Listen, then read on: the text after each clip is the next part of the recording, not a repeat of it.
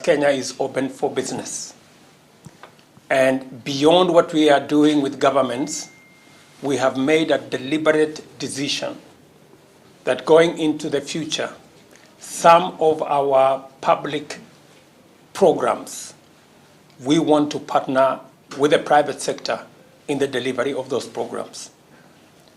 Because we believe that private sector can bring on board greater expertise, better flexibility, and they can also mobilize finances from other sources to see how we can deliver some of our programs, deliver public goods in health, in housing, in technology, in cybersecurity, better and in a way that is collaborative.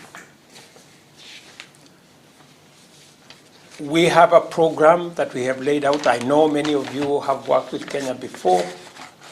We now have a program as a new administration, and we are looking forward to partnership with those of you who have worked with us in Kenya before and those of you who want to work with us now.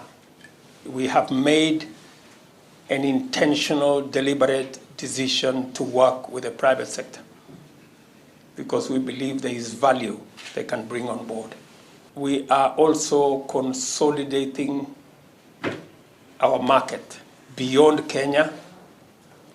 We are consolidating the market around the EAC with about 300 million people, around the tripartite free trade area and the Africa Continental Free Trade Area, with a population of 1.2 billion people and a GDP of $3.5 trillion.